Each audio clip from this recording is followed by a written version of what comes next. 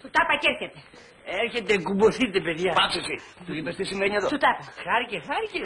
Χάρηκε. Τηλεφώνησε στην αστυνομία. Αστυνομία, γιατί? Δεν ξέρω, Σόλνα μου. Λέει περίεργα πράγματα. Δεν καταλαβαίνει. Περίεργα πράγματα. Καλησπέρα. Έλα εδώ, βρε. Έλα εδώ. Τι είναι αυτά? Ποιος ενέφησε και σε στείλε τέτοια ώρα εδώ μέσα? Μόνος μου έλαβε τον κόπο. Μισό κιλό ήπια μόνο, αλλά είμαι εντάξει και με αυτό. Το ξέρεις ότι σε γύρευε απόψε όλη τη νύχτα η αστυνομία? Πού ήσουν και δεν σε βρήκε? Η αστυνομία εμένα. Γελάτε. Γέλα και δεν σημαίνει και πολλή ώρα ακόμα. Όπου να είναι θα έρθει η αστυνομία να σε πάρει. Κατάσκοπε. Προδότη. Προδότη, τι λέει, Σταδιγάκο μου? Προδότη, κάτας. Τι είναι αυτά που λες, Αντώνη? Απορρίσολον. Δεν κατάλαβες λοιπόν τι κρύβεται πίσω από όλη αυτή τη γελία ιστορία? Δεν μαντεύεις τι σκοπό έχει και τι επιδιώκει αυτός ο ύπουλος? Είναι βαλτός.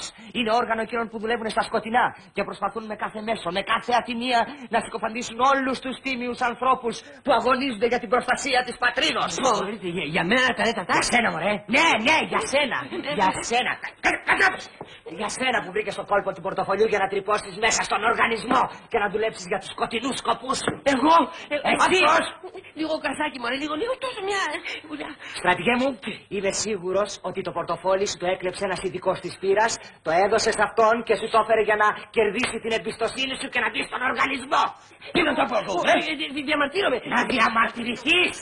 Τώρα που θα έρθει η αστυνομία και θα σε πάρει στο τιμήμα και θα αναγκαστείς να ομολογήσεις όλη σου τη δράση. Λίγο κρασάκι, μωρέ, δεν υπάρχει λίγο κρασάκι, δεν υπάρχει.